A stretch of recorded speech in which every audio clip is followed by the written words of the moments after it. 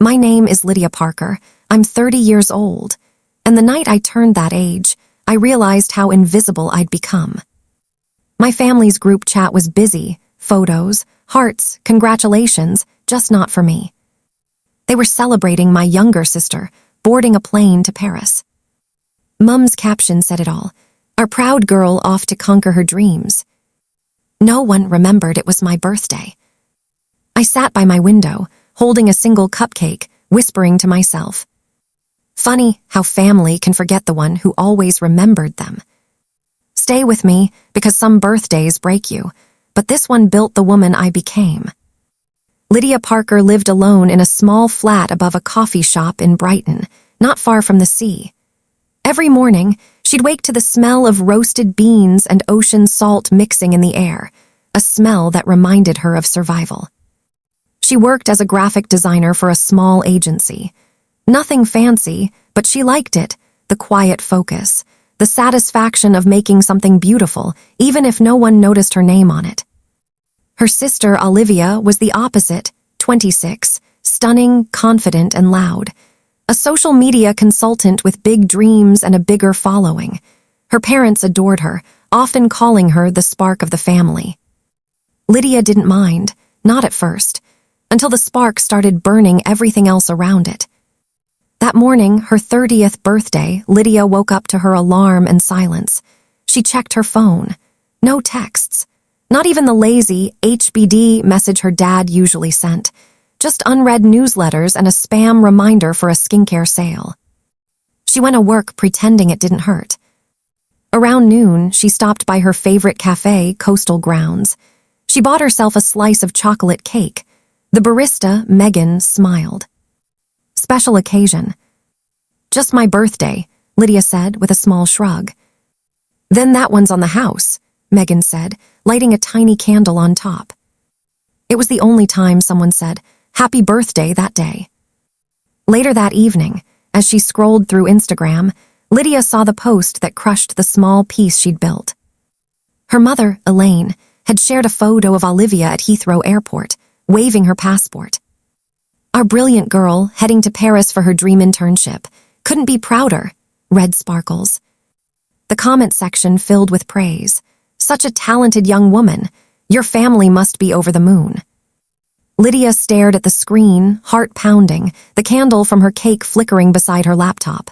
She didn't cry, she just whispered. Guess I was never the proud one. By midnight, the city outside buzzed with life, laughter, car horns, music. Inside, Lydia sat cross-legged on her couch, the candle long burned out. Her phone finally buzzed. A message from her father, Robert. Hope you're doing well, love. Sorry, things have been hectic with Olivia's trip. That was it. No mention of her birthday, just Olivia, always Olivia.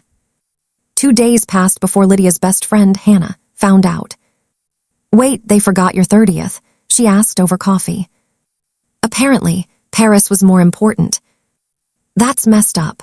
You've been holding that family together for years. I don't think they even notice when I'm around, Lydia said quietly. Then maybe stop trying to be noticed, Hannah replied. Start being seen. The words stuck in Lydia's chest all afternoon. That weekend, against her better judgment, Lydia drove back to her parents' house in Surrey. The old brick home looked smaller than she remembered. She stood at the door with a small plant she'd bought for her mum, a peace lily. A quiet symbol of how she always came in peace. Her mum opened the door, distracted and busy. Lydia, oh, you should have told us you were coming. The house is chaos. I just wanted to visit. You missed Olivia by 2 days. She's already settled in Paris.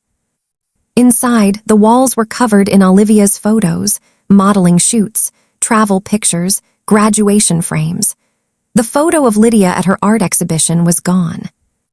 Where's the picture that used to be in the hallway? Oh, Elaine said.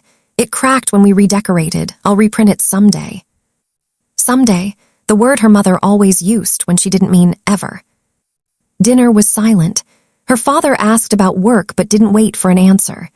Every conversation circled back to Olivia, her success, her fashion clients, her apartment view in Paris. Lydia sipped her tea and said softly, "Mom, Dad, did you forget last Tuesday?" "What happened Tuesday?" her father asked absently. "It was my birthday." Both parents froze, guilt flashing for a moment before fatting. "Oh, sweetheart, of course. We were so busy packing for your sister." "Right," Lydia said, forcing a smile. "Busy." She excused herself early, claiming a headache. But before she left, her mum hugged her half-heartedly and said, "You're strong, Lydia. You've always been independent. You don't need all that fuss." That line hit harder than any insult, because what she heard was, "You don't need love." The drive back was long, quiet, and heavy. Rain fell in thin streaks across her windshield. She stopped once near a petrol station and cried quietly, not out of self-pity, but exhaustion. When she got home, a small envelope sat by her door. No address, no stamp. Inside was a folded note from Hannah. "You don't need their spotlight to shine. You've been the light all along." For the first time, Lydia smiled, a real one. That night, she opened her laptop, opened a blank page, and wrote the title. The Forgotten Daughter. She began to type about birthdays missed, expectations swallowed, and the loneliness that hides behind polite smiles. She didn't plan to post it, but she did. By morning, hundreds had read it, dozens commented. "This is my story too. You put into words what I've felt for years." Lydia read every message, tears streaming down her face, not from sadness this time, but release. For once, she wasn't invisible. And though her family hadn't seen it yet, the truth was finally out there, and it was beautiful and raw and hers. It's strange how silence can echo louder than words. The night after my birthday felt heavier than any argument could have. The candles had long melted, the wrapping paper was gone, and yet the quiet stayed, sitting in the corners of my flat like unspoken truth. I kept scrolling through my phone, pretending to be busy. No calls, no messages, not even a belated "sorry we missed it, Lydia." Just nothing. 30 years of being their daughter, their sister, their family, and not even 30 seconds of care in return. At first, I told myself maybe they forgot because life's busy. My sister, Bella, was packing for Paris. Mum was helping her choose dresses. Dad was probably managing the bills. Everyone had a reason, everyone except me. But as the hours turned to days, reality settled in like cold water. They didn't forget. They just didn't think I mattered enough to remember. The hardest part wasn't their absence. It was the realization that I'd been excusing it my entire life. Every missed dinner, every canceled plan, every "you'll understand later." I did understand. I understood that love in my family had conditions, and I never met them. That week, I stopped calling home. I wanted to see if anyone noticed. No one did. Mum didn't text. Bella didn't send a single photo from Paris. Even my younger brother, Nathan, who once used to call me for every tiny thing, had gone silent. It's almost poetic, isn't it? You spend your life showing up for people who never show up for you. And then, when you finally stop, the silence becomes your loudest statement. One evening, I sat by my window with a cup of tea that had gone cold hours ago. The city outside buzzed, cars, laughter, life. Inside, I was still. For the first time, stillness didn't hurt. It just existed. That's when I decided to start writing. Not for revenge, not for pity, but to remember. Every word became a mirror. I wrote about birthdays forgotten, achievements ignored, the way my mother's eyes sparkled only when Bella entered the room. I wrote about my father calling Bella our pride, and then turning to me with a quiet, polite smile, the kind you give strangers at dinner parties. And I wrote about the day they sent me an invoice, £2,200, for contributing to family expenses right after they gifted Bella a trip to Paris. It was then I realized I was never part of the celebration, only part of the cost. The words poured out for hours. By midnight, I had 10 pages, raw, unfiltered, aching truth. When I finished, I didn't post them online. I just folded the papers, slid them into a plain brown envelope, and wrote on the front, "For when you finally ask me why I stopped coming home." I placed it inside my bedside drawer, like a time bomb no one knew existed. A few days later, something unexpected happened. My colleague Jenna asked how my birthday went. I laughed it off, saying, "Oh, the usual quiet." But she looked at me for a moment longer and said, "Lydia, you don't deserve quiet." That sentence stuck with me all day. Maybe I didn't deserve quiet. Maybe I deserved closure. So the next morning, I wrote an open letter, not naming names, just sharing how it feels when your own family treats you like background noise. I didn't expect anyone to care. But people did. Thousands of comments poured in within hours.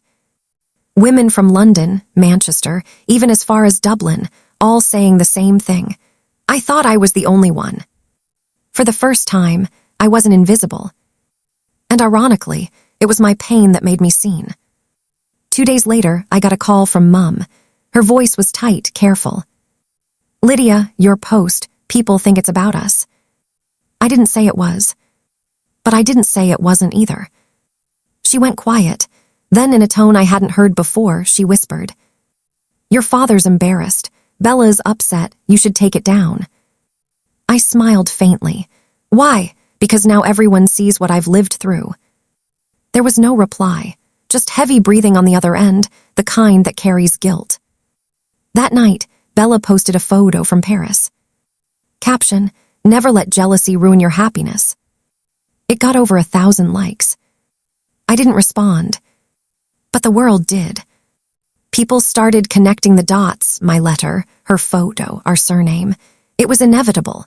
Suddenly, my quiet story wasn't mine alone anymore. It had become a mirror too many people saw themselves in, and my family couldn't look away.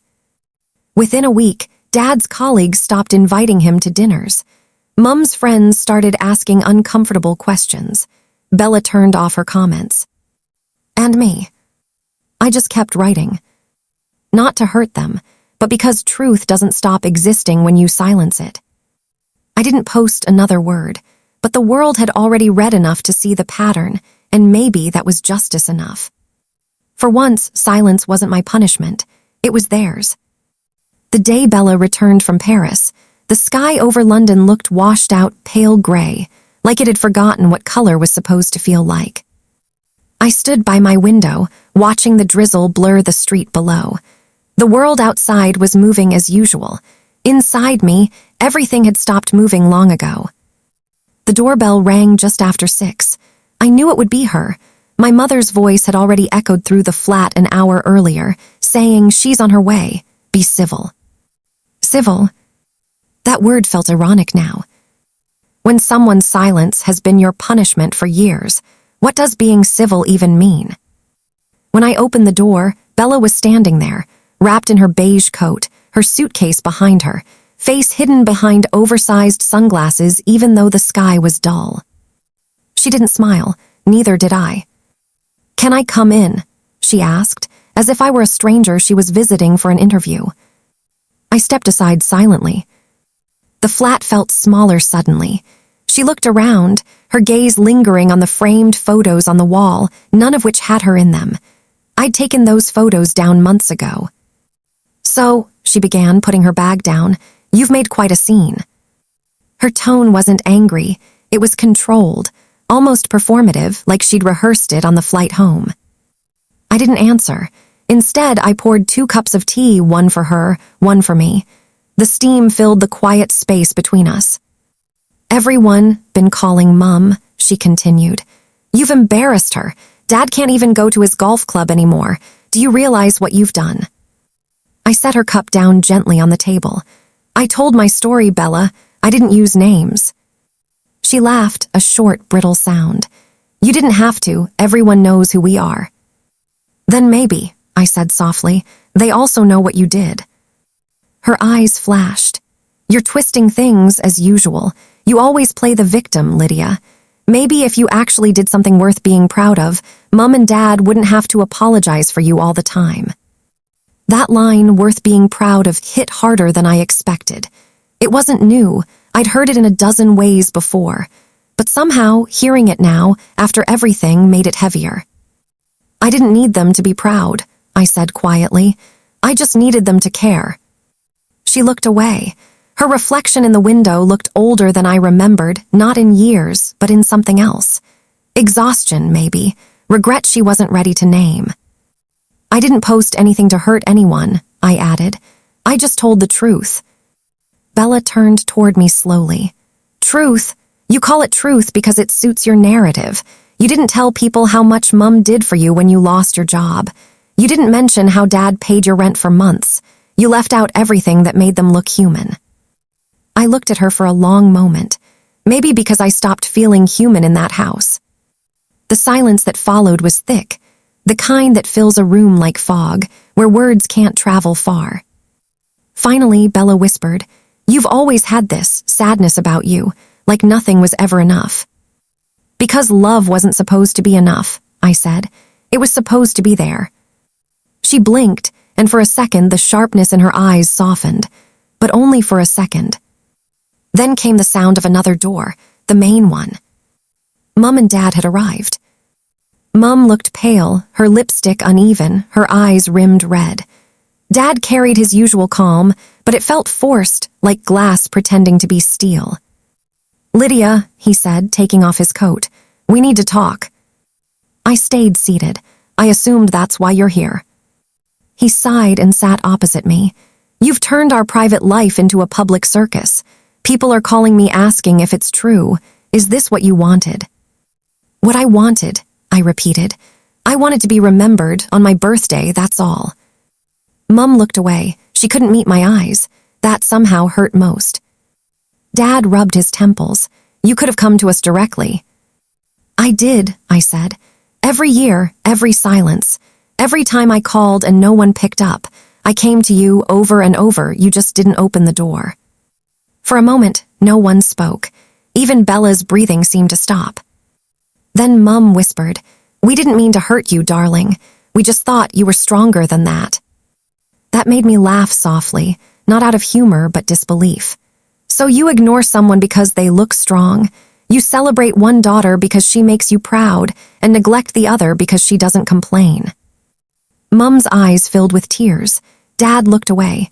Bella just stared at the floor. It wasn't satisfaction I felt, not even anger anymore, just a deep, hollow calm, the kind that comes after years of storms. "I didn't tell my story to shame anyone," I said finally. "I told it because silence was killing me. If you're ashamed now, maybe that says more about what's been hidden than what I revealed." Mum broke down first. The sound of her crying filled the room, soft and uneven. Dad tried to comfort her, but his hands shook. Bella turned her face toward the window, eyes glistening but defiant. I stood up, picked up my tea, and walked toward the kitchen. "You can stay as long as you need," I said quietly. "But please, don't come here just to fix your reputation. Come here when you're ready to fix the truth." No one followed me. The sound of their silence trailed behind like a confession. From the kitchen, I could see the reflection of all three of them, standing in a room that finally felt like mine. And for the first time in years, I didn't feel invisible. That night after they left, I found an old photo of us, all four smiling in the garden, sunlight spilling on our faces. I looked at it for a long time. Then I slid it into the same envelope where my letter still sat and wrote one more line on the back. "Maybe one day, this will feel like family again." I didn't post anything online that night. I didn't need to. Sometimes, truth doesn't need an audience. It just needs to be spoken once, clearly, bravely, and without apology. I never meant for anyone to read that letter. It was supposed to stay buried in the drafts folder of my phone, a confession written at 2 a.m. on a night when silence hurt more than words. But the internet doesn't keep secrets.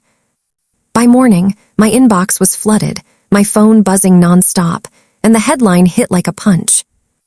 "Woman's heartbreaking birthday letter to her family goes viral." My name, my pain, my entire truth, displayed between ads for perfume and vacation packages. Someone had leaked it. A friend, a relative. I didn't know, and that uncertainty burned more than the betrayal itself. When I walked to the coffee shop that morning, people looked at me differently. Some with sympathy, some with curiosity. Others with that strange fascination reserved for public pain, the kind that turns private tears into trending hashtags. Inside, 2 women were whispering, phones in hand. One of them glanced at me, then nudged the other. I caught fragments of their words. That's her, the birthday letter woman. For a second, I wanted to vanish, but I didn't. I lifted my chin, ordered my coffee, and forced myself to breathe. The first message that broke me came from Bella, my sister in Paris. Bella, you had no right to expose our family like that. You made me look heartless. I stared at her text for a long time. Then I typed back, simply, I didn't expose you. I told the truth. The next message came from my mother. Mom, people are calling. The neighbors, church friends, you've humiliated us. Me, I spent years being invisible, Mom. Maybe humiliation is what it takes to be seen. There was no reply. That night, I turned off every light in my flat and scrolled through the storm. Hundreds of comments, strangers defending me, others mocking me, some crying for me. And then, one message stood out from the noise. A woman named Evelyn Jones, from Liverpool, wrote, Lydia, your story gave me courage. My family did the same to me for years. Tonight, I finally told them how it felt. I read that line over and over. Maybe that was the point. Maybe my silence breaking wasn't just about me anymore. But peace never comes without a price. The next morning, Bella posted a photo from Paris, a perfect smile, a caption that read, Some people crave attention. I prefer class. Her followers applauded her. They didn't know the story behind that smile, or the loneliness behind mine. And yet, I didn't feel anger this time. Just clarity. For the first time in years, I didn't feel the need to apologize for being hurt. I didn't need to hide my truth behind polite smiles. Because now the world knew. Not just about my forgotten birthday, but about what it feels like to be the quiet daughter, the overlooked sister, the invisible one who finally spoke. I closed my laptop, stepped outside into the cold London air, and whispered to myself, if telling the truth makes me the villain, then maybe the story needed one. And somewhere inside that chaos, I finally felt free. When the story went viral, I thought the storm would fade in a few days. It didn't. It only grew sharper, and this time it had a face, my sister. Bella had always been the family's pride, the one with the perfect career, the glossy life, the Paris skyline in every photo. But now, she wasn't just the golden girl. She was the villain in my story. And she hated that. 2 mornings after the leak, I woke up to my name trending again, this time with her photo next to it. The headline read, Socialite sister responds to viral letter. I was set up. I clicked play. There she was, calm, poised, sitting in front of a camera, wearing the same diamond necklace I once helped her choose. She smiled that practice smile and said, It's easy for people to write emotional letters when they crave attention. My sister has always been sensitive. Sensitive. That word cut deeper than any insult. It was her way of saying I was unstable, dramatic, unreliable. She continued, I love my family, and I won't let online gossip destroy what we've built. Sometimes people twist memories to make themselves look like victims. My phone buzzed nonstop. Texts from old friends, some asking if it was true, others warning me not to reply. But I couldn't stay silent anymore. So I posted one thing on my account, no hashtags, no filter. Just my face, my voice. You can rewrite the story, Bella, but you can't erase the truth. It took 20 seconds to record. Within hours, it had 3 million views. And just like that, the quiet sister became the storm. The next few days were chaos. TV hosts debated whether I was brave or bitter. Strangers dissected my family dynamics like courtroom evidence. Old photos surfaced, birthdays, graduations, everything we'd ever shared. And in every picture, I could see it now, I'd always been in the corner, smiling but never seen. Then came the call I didn't expect. A producer from a London-based talk show. "Lydia, the public wants to hear your side. Unedited. Would you come on air?" My heart thudded. I'd never even spoken on camera before. But I also knew silence had cost me enough already. The day of the interview, I wore a simple navy dress. No stylist, no script. Just honesty. The host smiled politely and began. "Lydia, millions have read your letter. What do you want to say to your family now that the world is listening?" For a moment, I couldn't speak. The lights were too bright, the air too still. Then I said, "I don't want revenge. I want recognition. For every person who's ever felt unseen, unheard, or unloved, this isn't just my story. It's theirs too." Silence filled the studio. And for once, I wasn't the quiet one. The world was. After the show, messages poured in, thousands of them. Women, men, even teenagers writing about being forgotten by their families, dismissed for their pain. I read every single one until my eyes blurred. But not everyone was touched. Later that night, Bella posted again a family photo, old and smiling. The caption read, "Blood is thicker than followers." It was a warning, and I knew exactly what it meant. If I kept going, if I didn't back down, this would stop being a family argument. It would become a war. Still, something in me had already changed. The fear that once silenced me was gone. In its place was a calm, cold determination, the kind that comes when you realize you've already lost everything worth losing. So I looked at Bella's photo, smiled faintly, and whispered to myself, "You started the performance, sister. Now let's see who finishes it." They say once the truth escapes, you can't control where it goes. I thought I'd already faced the worst, the interviews, the comments, the looks from strangers who thought they knew my life. But I was wrong. The storm was just getting started. It began on a Wednesday. A journalist from the London Voice showed up outside my building with a camera crew. They weren't there for me, they were there for my parents. The headline that evening read, "Birthday Letter Scandal. Monroe Parents Under Fire for Years of Neglect." My mother called that night, her voice trembling. "Lydia, what have you done? They're outside our house. They're asking neighbors questions." I didn't call them Mum. "But you started this. You opened the door." And maybe she was right. Maybe I did. But the moment I tried to speak, she hung up. Then Bella posted another story, a long caption under a perfect family portrait. "We all make mistakes, but dragging family into public humiliation isn't healing. It's hate." Her words hit like knives wrapped in sugar.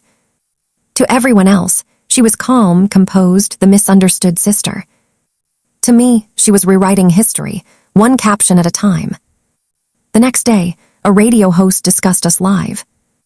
"Is Lydia Monroe a truth-teller or a manipulator?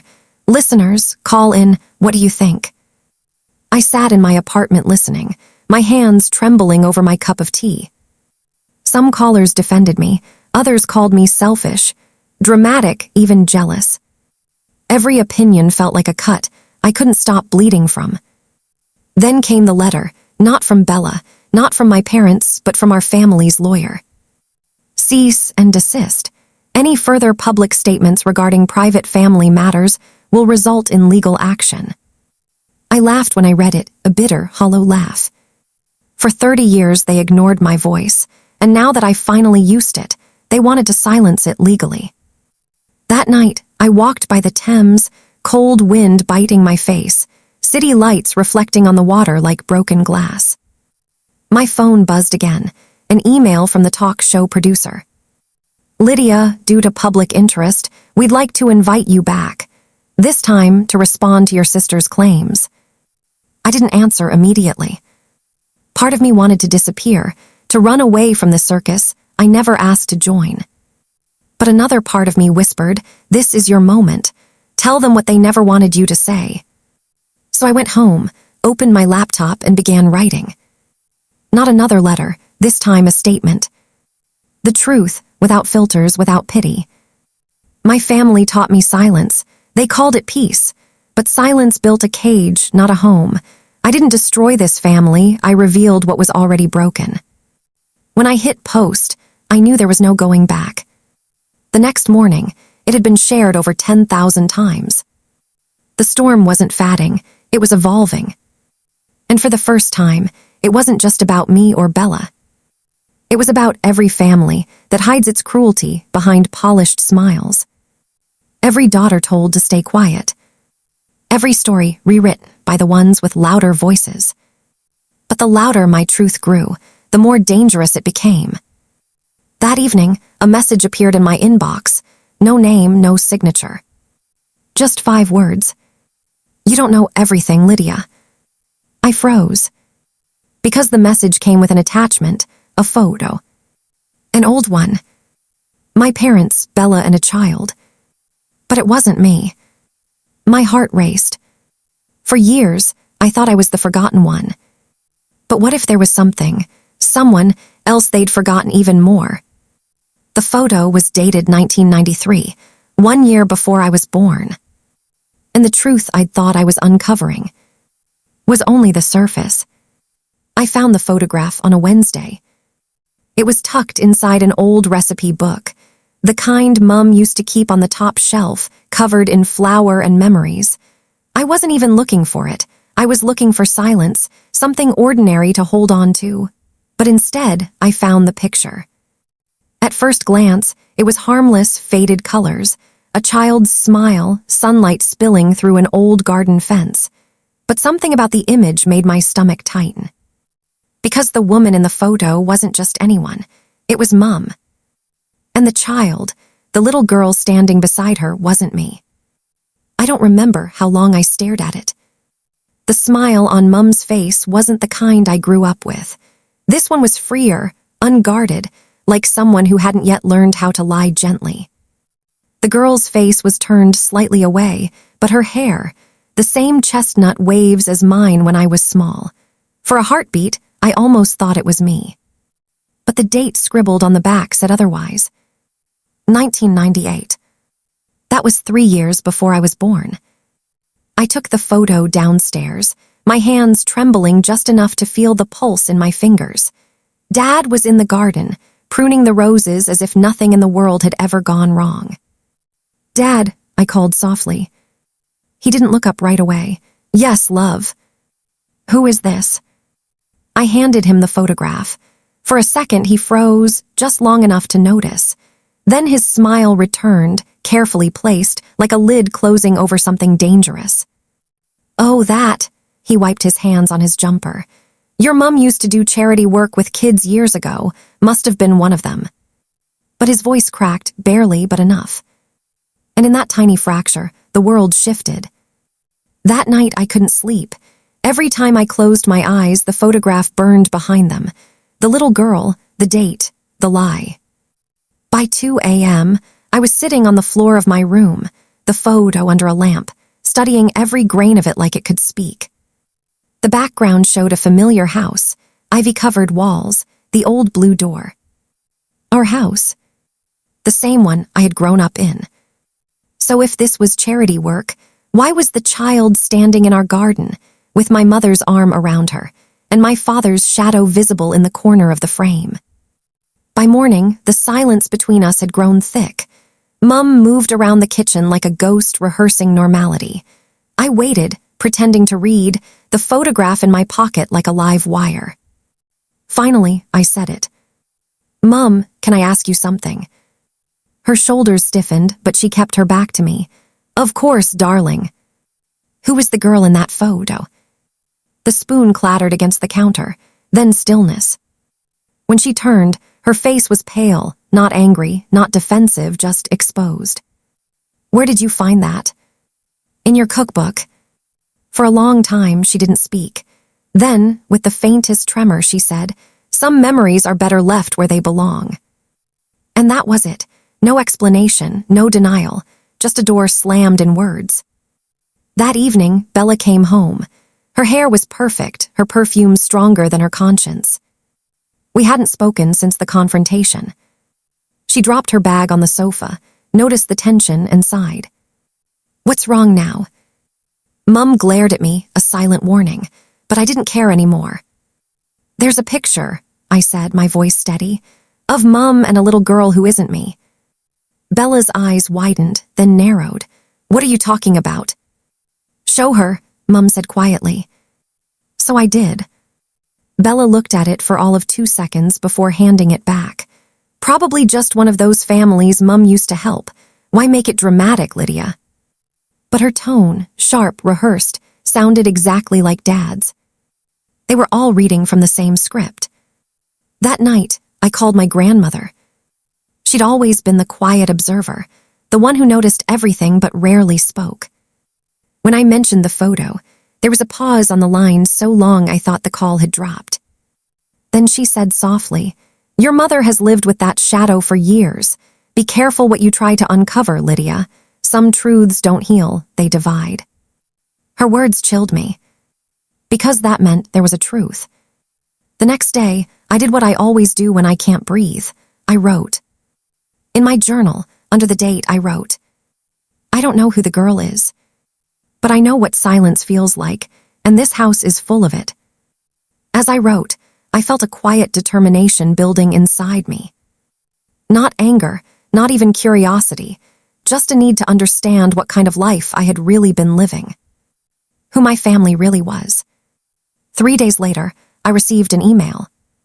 No name, no subject, just one attachment, a scanned newspaper clipping from 1999. The headline read, "Local family adopts after tragic accident, details withheld." And the photo attached to the article was the same one I had found in the cookbook. Only this time, the caption underneath was clear. Mr. and Mrs. Hayes with their daughter, Emily. My hands shook.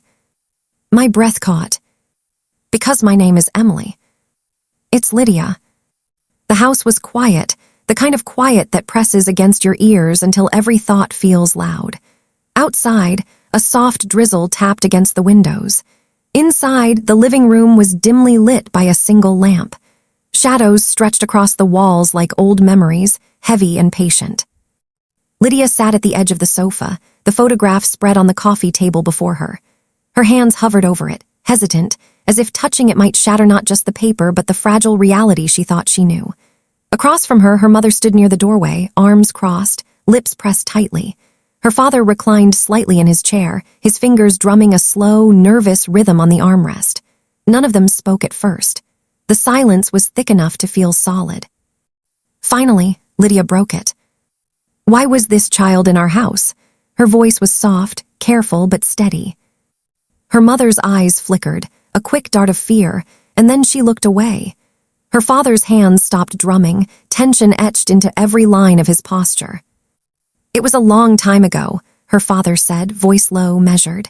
"You wouldn't understand." "I need to understand," Lydia said, leaning forward, her gaze fixed on both of them. "I found the photograph. I saw the date. This was before I was born. Who is she?" Her mother inhaled slowly, as if gathering courage for a confession she had been avoiding for decades.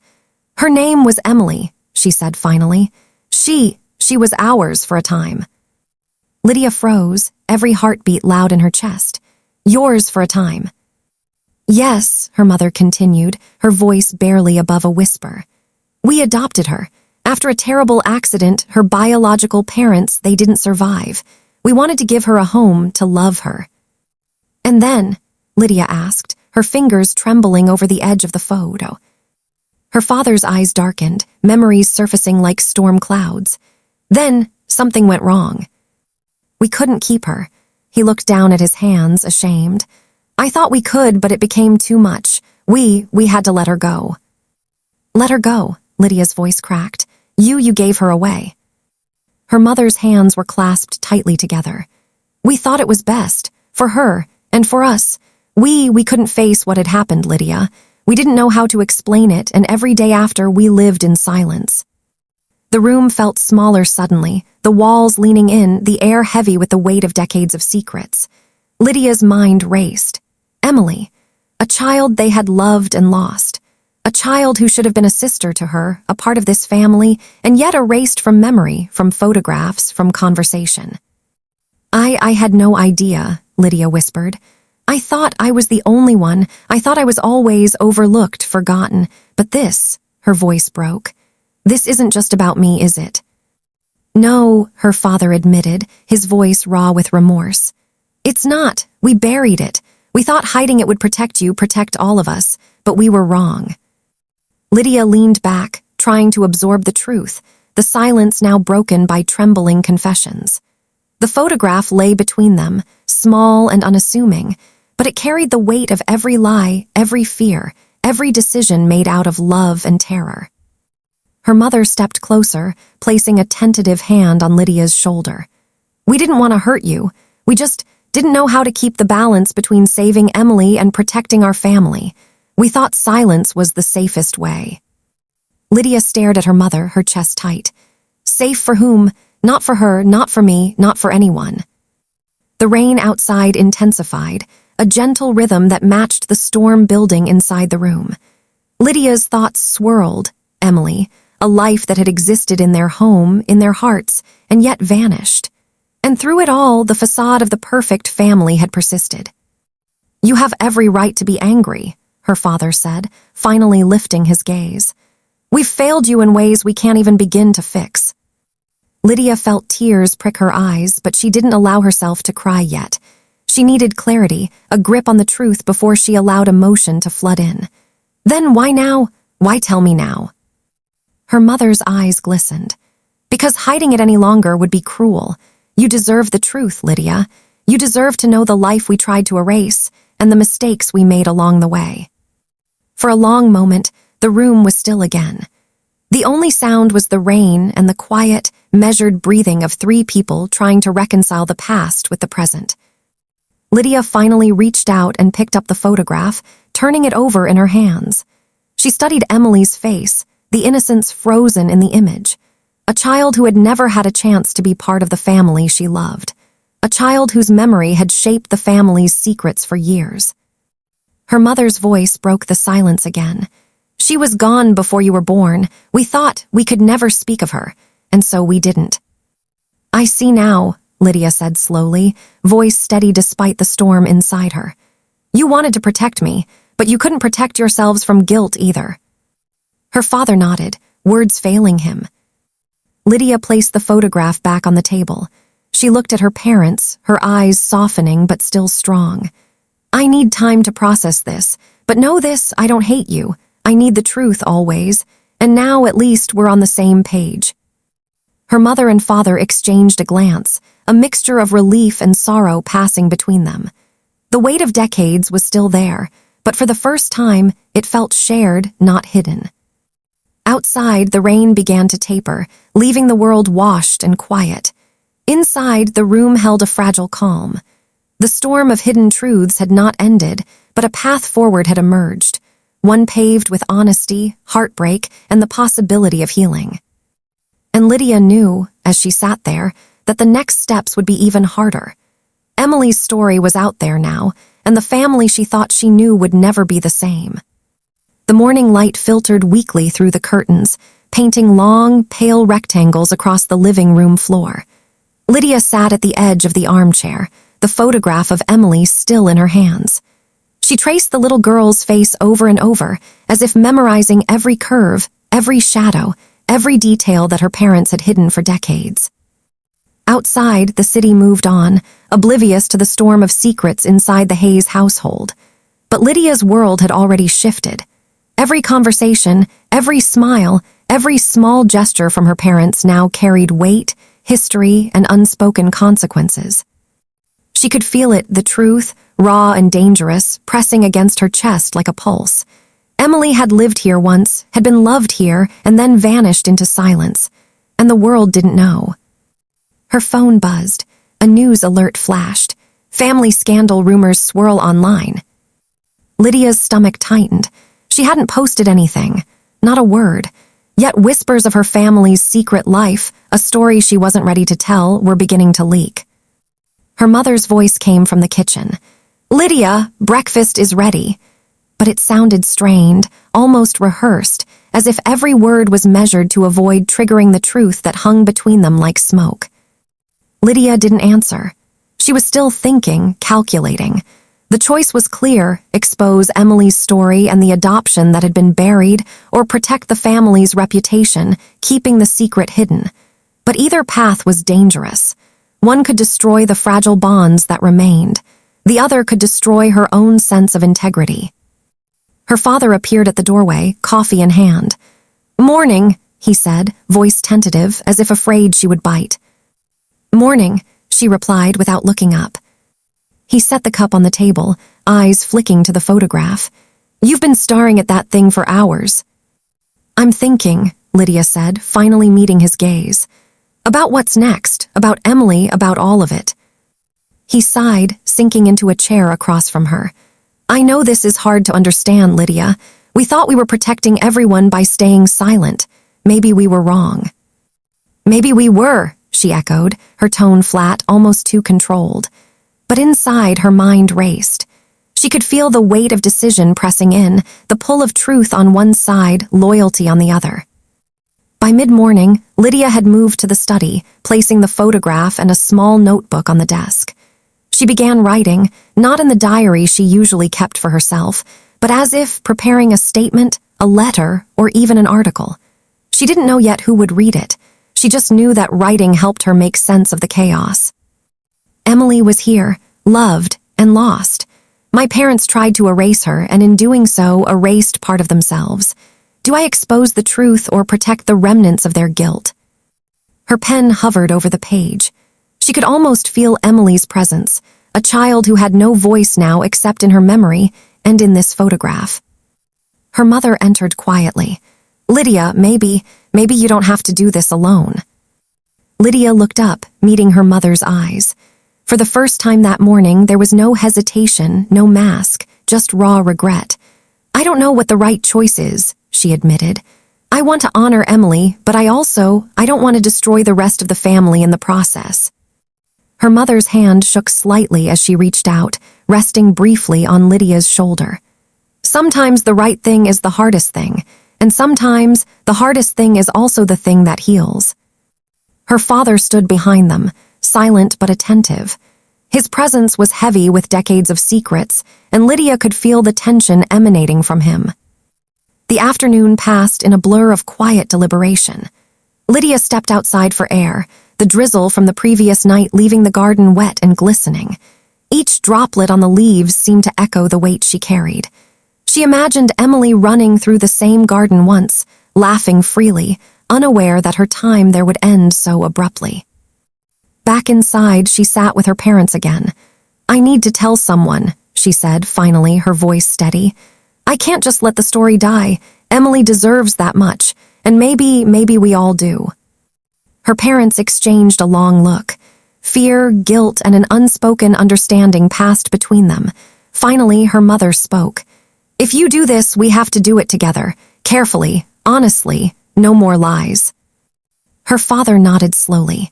"Agreed, but be prepared, Lydia. Once the world knows, there's no turning back." Lydia felt the weight of his words settle over her. The moral dilemma was no longer abstract. It was tangible, looming, unavoidable. Evening fell. The house was bathed in a golden twilight, shadows stretching across the walls. Lydia sat at her desk again, pen in hand, preparing to write the first words that could change everything. She paused, thinking of Emily, thinking of her parents, thinking of herself. The room was silent, save for the soft scratching of her pen. Every word she wrote carried power, the power to heal, the power to destroy, the power to reveal a hidden truth that had waited decades to be acknowledged. And as she wrote, she understood that the choice was no longer about protecting her family or honoring Emily. It was about defining who she was and what kind of person she would become when the truth finally stepped into the light. Night came fully. The house was dark except for the desk lamp, casting a small circle of light where Lydia wrote. Her parents had retreated to their rooms, giving her space. She held the photograph of Emily one last time, whispering softly, "I will tell your story, I will honor you, and I will face whatever comes next." Outside, the wind picked up, rustling the trees. Inside, Lydia's resolve solidified. The path ahead was uncertain, fraught with risk and confrontation, but she knew one thing for sure: the secret could no longer be hidden. The moral crossroads had been crossed, and the story was hers to tell. Lydia sat in her small study, laptop open, fingers hovering over the keyboard. Outside, the city lights twinkled through the half-open blinds, indifferent to the storm she was about to unleash. She had spent hours drafting, revising, deleting, and rewriting the story of Emily, the girl her parents had loved, lost, and tried to erase. The photograph lay beside the laptop, a silent reminder of innocence stolen, a life hidden, a secret finally clawing its way to daylight. Lydia took a deep breath. She could feel the weight of every choice pressing against her chest: publish, expose, or stay silent. Each option carried consequences, each path irreversible. Her mother entered quietly, a cup of tea in hand. She set it down without a word, watching Lydia with eyes full of fear and reluctant hope. "You really are going to do this," she whispered. "I have to," Lydia said, not looking up. "Emily deserves this. She deserves a voice, and so do I."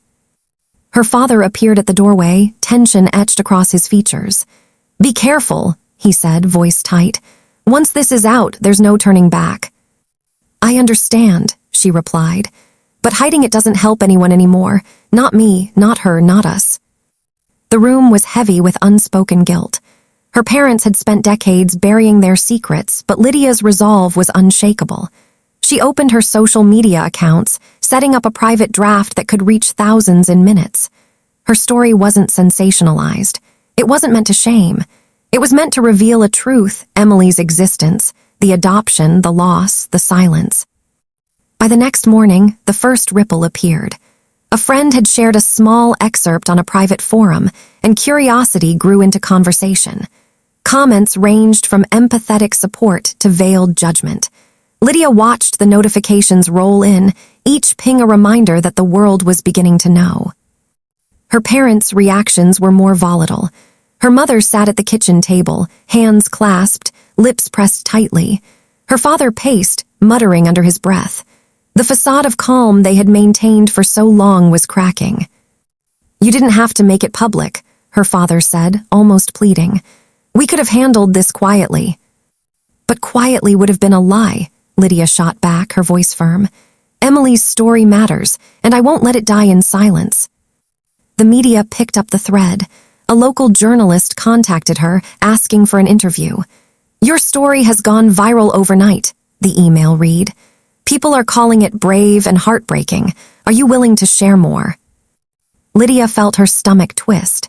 This was the point of no return. She could choose to step forward fully or retreat and let the story fade back into the shadows. Her mother's voice trembled. "If you do this, you have to know the world will judge us. People will question why we didn't protect her, why we kept it secret." "I know," Lydia said, "and I'm ready. It's not about blame, it's about truth." Her father looked at her then, a mixture of fear, pride, and resignation. "You're stronger than we ever were," he admitted. The next day, Lydia's story went live.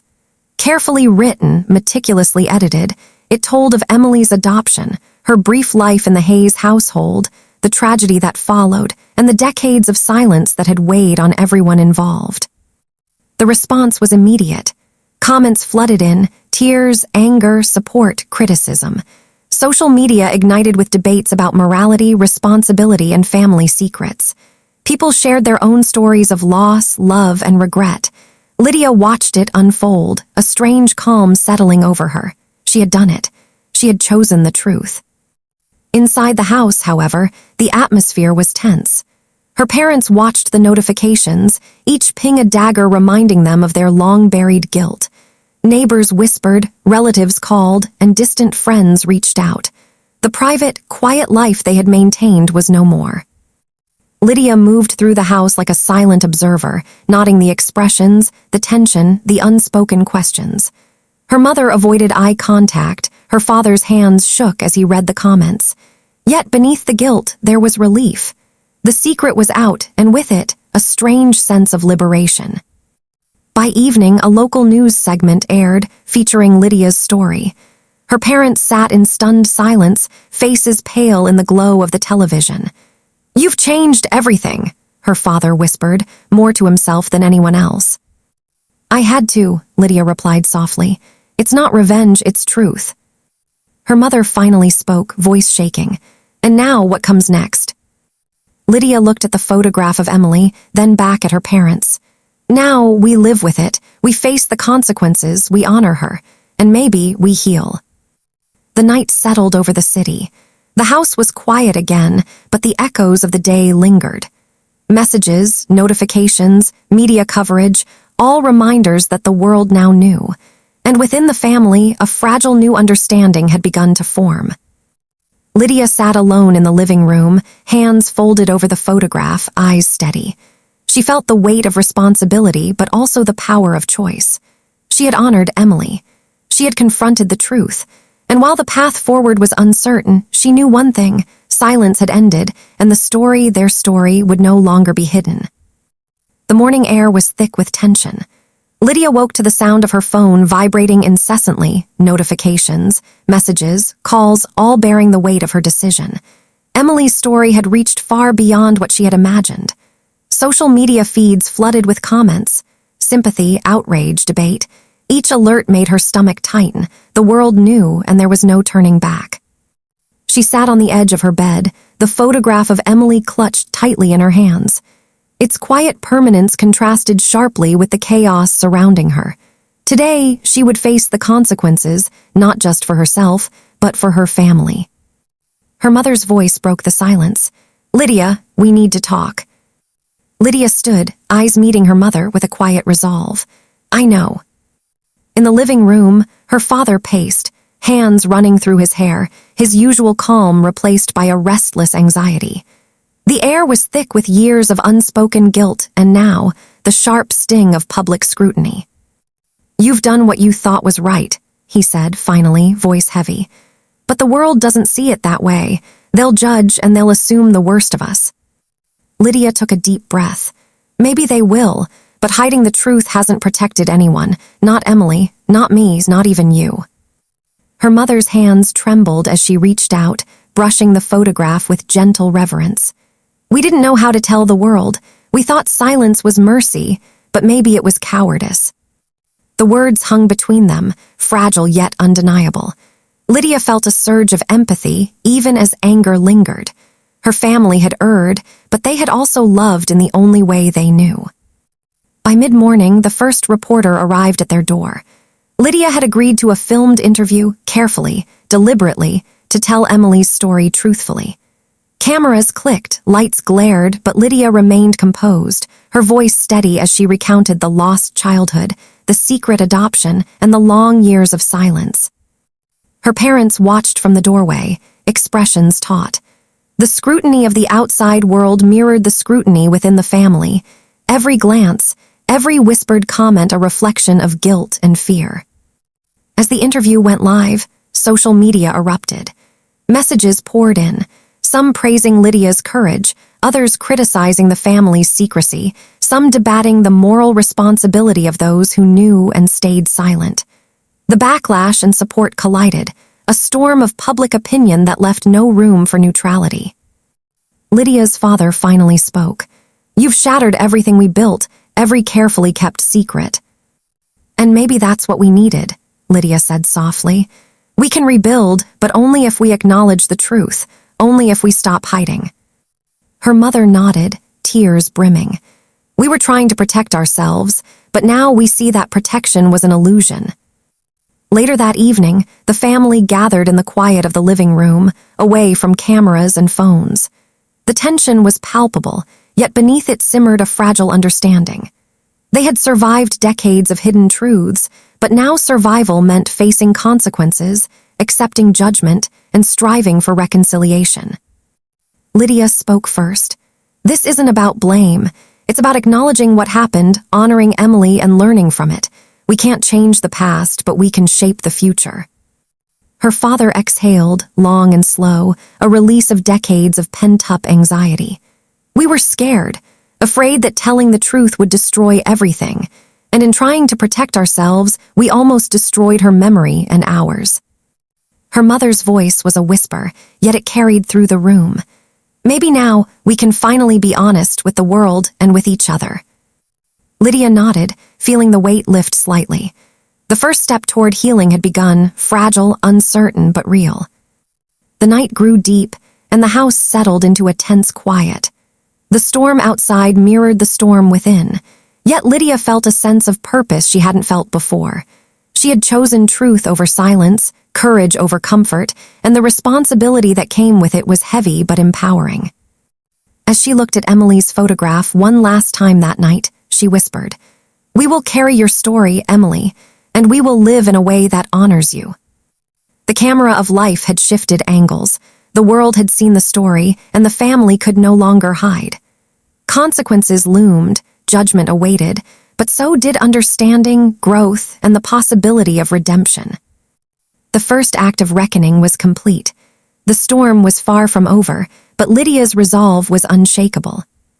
The morning sun cast long shadows across the living room, highlighting the quiet tension that had settled in the house overnight. Lydia sat at the window, laptop open, reading the flood of responses to her story. The world had seen Emily's life, the adoption, and the long-hidden family secret. Comments ranged from heartfelt support to criticism, but the overwhelming weight of attention was undeniable. Her parents sat across from her, tense but silent, the weight of their past decisions pressing heavily on their shoulders. For the first time, the air between them was unguarded, raw, and honest. They could no longer hide behind excuses or denial. A knock at the door drew everyone's attention. A local news crew had arrived, this time not just for an interview, but for a follow-up on the public reaction. Lydia had agreed, cautiously, knowing that transparency was the only path forward. She stood, smoothing her hair, and turned to her parents. "This is it," she said softly. "We face it together, all of it." Her father exhaled, nodding slowly. "Together," he echoed, as if affirming a commitment he hadn't dared make in decades. The cameras rolled, lights bright and intrusive. Lydia spoke clearly, each word measured, recounting Emily's story with dignity and honesty. She emphasized the moral, truth cannot be buried forever. Family secrets may shelter us for a time, but they also imprison us. Her parents watched from the side, their faces pale but resolute. Their eyes occasionally met Lydia's, silently acknowledging her strength and courage. For the first time, there was no blame, only a shared understanding. The past could not be undone, but the future could be shaped by honesty. Outside, the world reacted immediately. Social media posts, shares, and comments multiplied at a dizzying pace. People resonated with Lydia's courage and the family's eventual acknowledgement of their mistakes. Messages poured in from strangers who had lost loved ones, who had kept their own secrets, who finally felt seen. Inside the house, the impact was tangible. Lydia's mother broke down, tears streaming freely. "We were so wrong," she whispered, her hands covering her face. "We thought silence would protect her and us." "It did neither," Lydia replied, gently taking her mother's hands. "But now we can do something right." Together.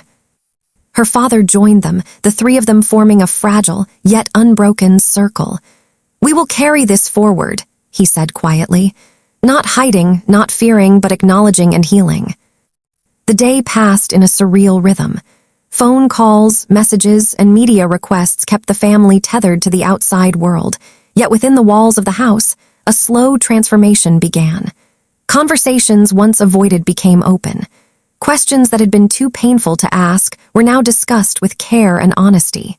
Lydia guided them, balancing public exposure with private healing. That evening, they gathered around Emily's photograph, the once silent reminder now a symbol of resilience. Lydia spoke, her voice steady but filled with emotion.